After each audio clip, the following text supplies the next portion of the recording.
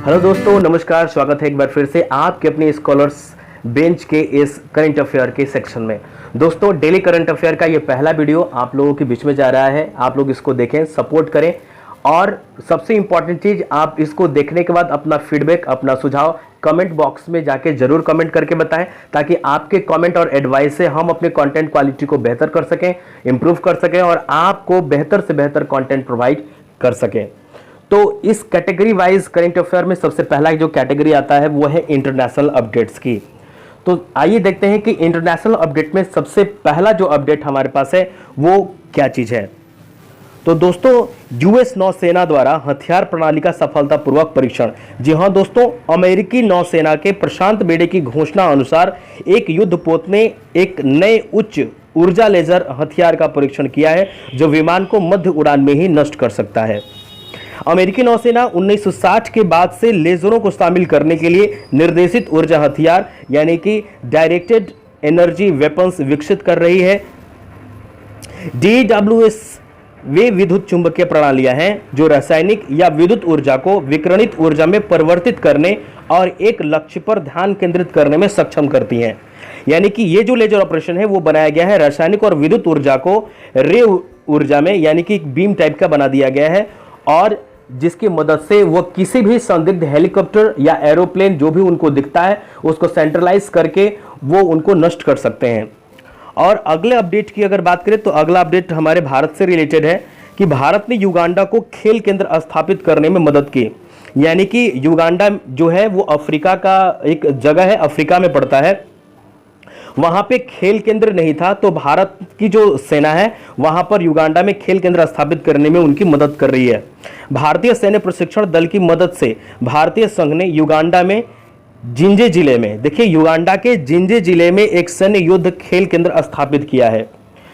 24 मई 2020 को युगांडा के राष्ट्रपति योवेरी मुसेवेनी ने युगांडा पीपल्स डिफेंस सर्विसेज, यानी कि इसका शॉर्ट फॉर्म होगा UPDF, के लिए भारतीय सैन्य दल द्वारा परिकल्पित युद्ध खेल केंद्र का उद्घाटन किया है और इस युद्ध खेल केंद्र का नाम इंडिया रखा गया है।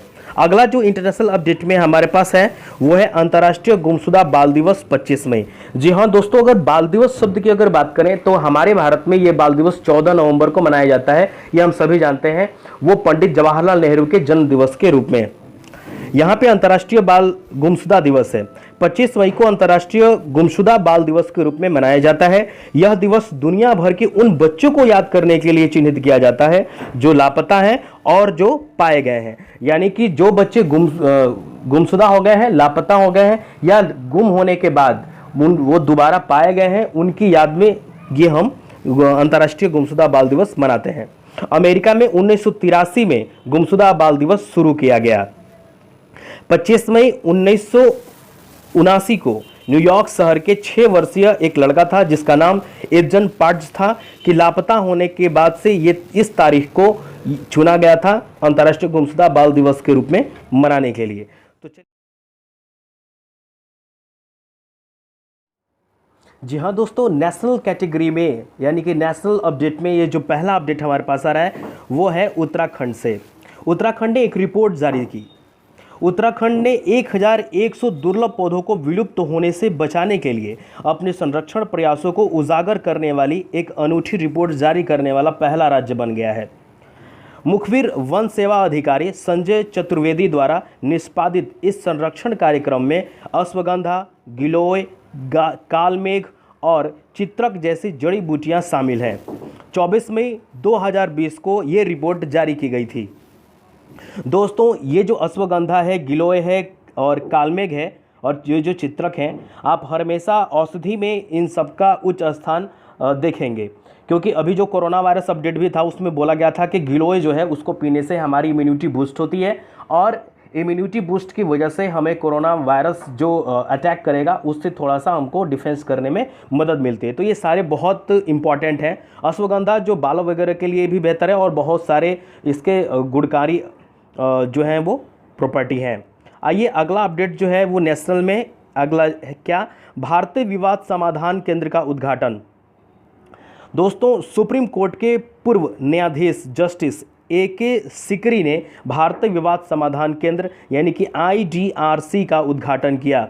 यह एक कागज रहित विवाद समाधान वातावरण प्रदान करता है, यानी कि इसमें किसी कागजाती विवरण की जरूरत नहीं पड़ती है।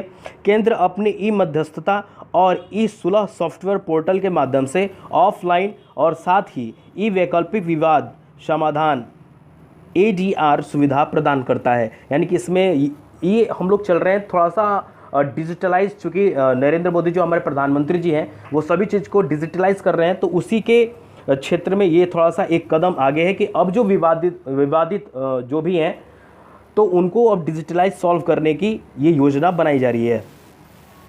अगला जो अपडेट आ रहा है हमारे पास वो बिहार से है। बिहार करेगा ऑक्सीजन पाइपलाइन प्रणाली की स्थापना। जहां दोस्तों बिहार ने अगले 3 महीनों में अपने सभी 16 उपमंडलीय अस्पतालों में ऑक्सीजन की आपूर्ति के लिए मेडिकल गैस पाइपलाइन सिस्टम स्थापित करने का निर्णय लिया है।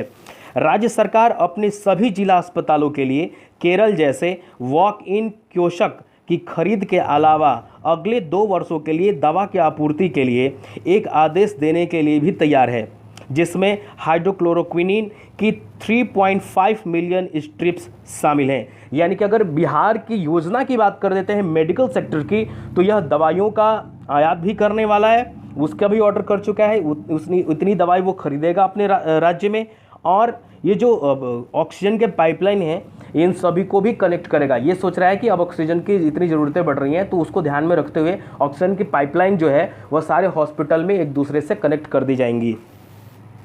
अगला अपडेट हमारे पास आ रहा है उत्तर प्रदेश से। उत्तर प्रदेश सरकार करेगी प्रवासन आयोग की स्थापना। ये बहुत ज़रूरी है, ये बहुत इंपॉर्टेंट है, बिहार सरकार को भी ऐसा करना चाहिए, मुझे ऐसा लगता है।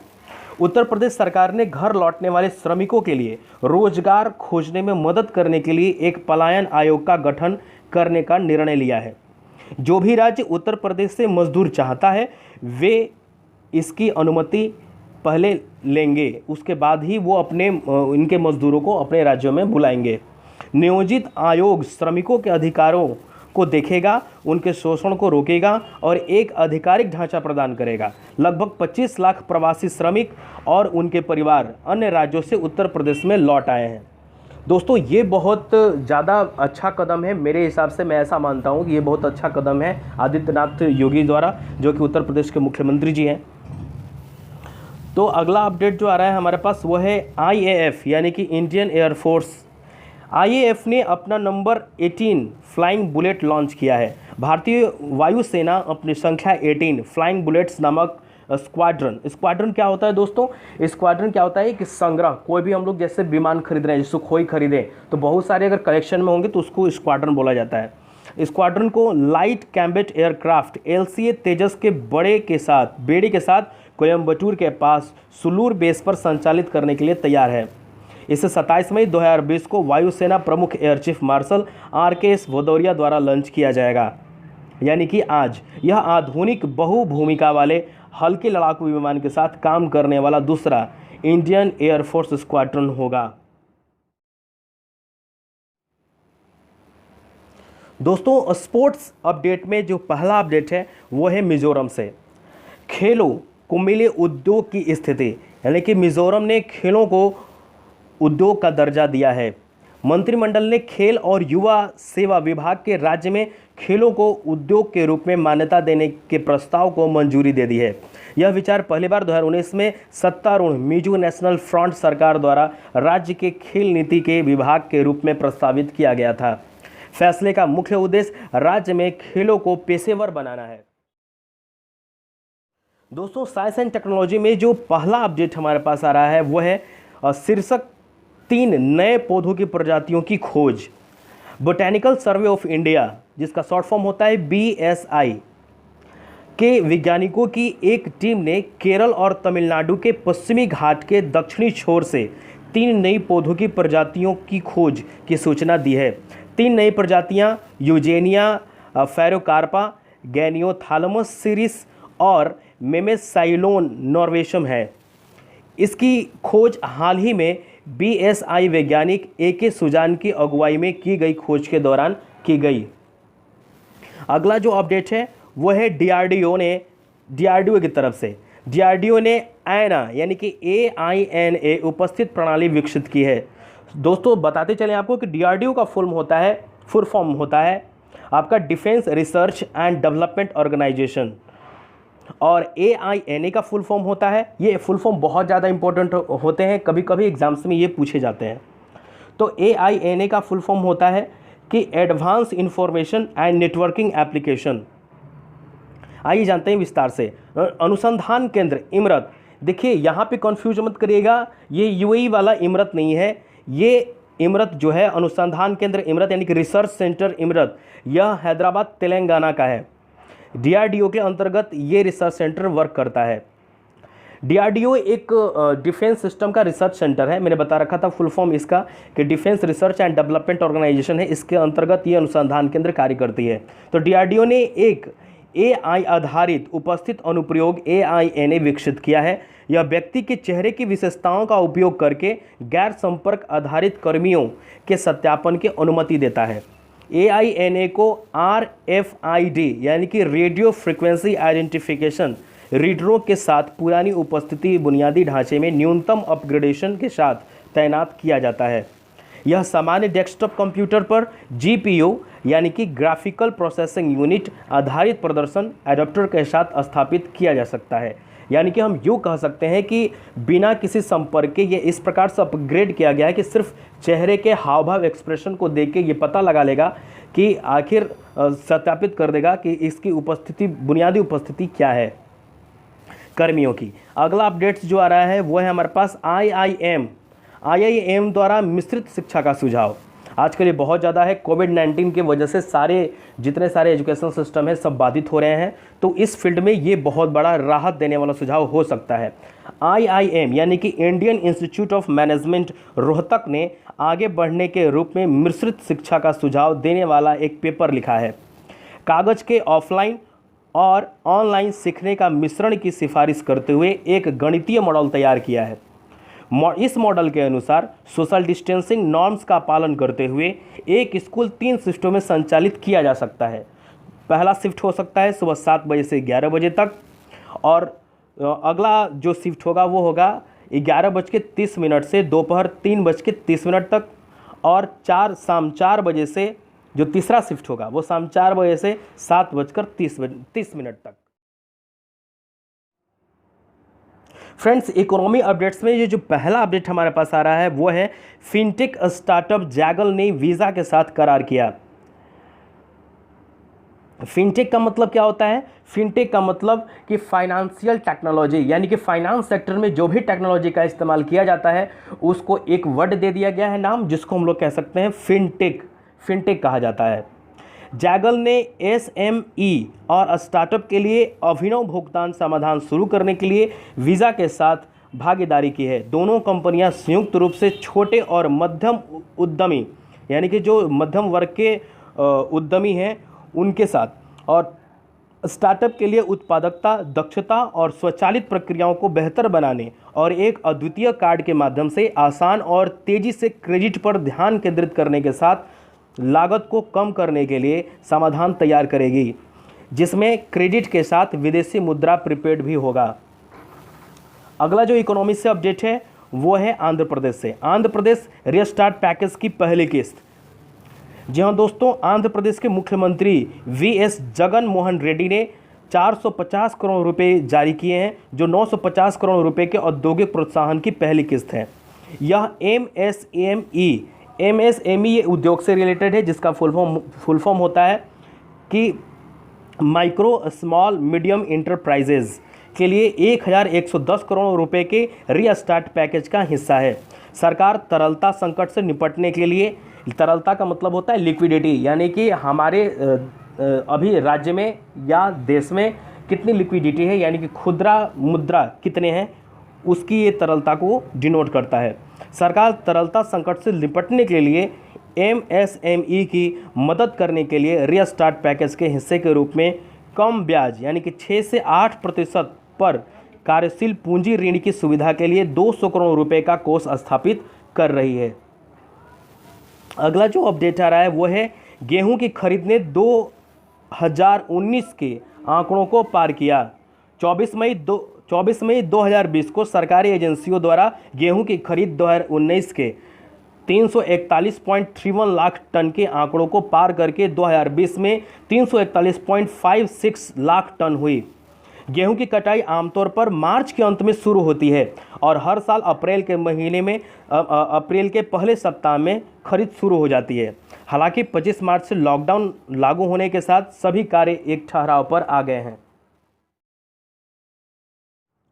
फ्रेंड्स, अवार्ड बहुत ज़्यादा एग्जाम के पॉइंट ऑफ व्यू से इंपॉर्टेंट होता है क्योंकि अवार्ड्स हमेशा पूछे जाते हैं। तो ये जो अवार्ड है बहुत इंपॉर्टेंट है क्योंकि ये भारतीय मूल से संबंधित है। IBM वैज्ञानिक ने जीता इन्वेंटर ऑफ द ईयर का पुरस्कार। जी हाँ दोस्तों, भारतीय अमेरिकी आविष्कारक राजीव जोशी ने प्रतिष्ठित इन्वेंटर ऑफ द ईयर पुरस्कार जीता है। उन्हें इलेक्ट्रॉनिक उद्योग को आगे बढ़ाने और कृत्रिम बुद्धिमत्ता क्षमताओं को बेहतर बनाने में उनके अग्रणी कार्य की मान्यता प्रदान की गई है। डॉक्टर जोशी, जो अमेरिका में 250 से अधिक पेटेंट आविष्कार के साथ एक मास्टर आविष्कारक हैं, न्यूयॉर्क में IBM Thomson Watson research centre में ये काम करते हैं। फ्रेंड्स, ट्रिब्यूट के इस अपडेट में जो पहला अपडेट है, आप ये जो तस्वीर ध्यान से देख सकते हैं, कभी कभी तस्वीर भी आ सकते हैं, तो ये हैं लुइगी सिमोनी और इनका निधन हो चुका है मई में। यानी कि 1998 में UEFA यानी कि यूरोपियन फुटबॉल एसोसिएशन कप है, तो 1998 में UEFA कप खिताब के लिए इतालवी टीम का नेतृत्व करने वाले पूर्व इंटर मिलान के कोच लुइगी सिमोनी का मई 2020 में निधन हो गया। सिमोनी ने क्लब के एकमात्र पूर्ण सत्र में 1998 में इंटर के साथ UEFA कप जीता। उन्होंने टीम की सीरीज ए में दूसरे स्थान पर लाने के लिए उनका नेतृत्व किया और लीग में सर्वश्रेष्ठ कोच के लिए पंचीना डी ओरी पुरस्कार भी जीता। अगला जो ट्रिब्यूट्स है ये है आपको एशली कपूर के लिए। एशली कपूर का निधन 1958 यानी कि 1958 में ऑस्ट्रेलियाई विंबलडन और अमेरिकी चैंपियंस सहित 4 ग्रैंड स्लैम एकल खिताब जीतने वाले एशली कपूर का मई 2020 में निधन हो गया। आपको बताते चले कि विंबलडन और डेविस कप ये दोनों टेनिस के लिए है और दोनों मेंस के लिए है। इसको मेंस कप के लिए ये दिया जाता है। उन्होंने 1957 में खिताब बरकरार रखने के लिए संयुक्त राज्य अमेरिका पर जीत हासिल करने के लिए ऑस्ट्रेलिया की डेविस कप टीम का नेतृत्व किया।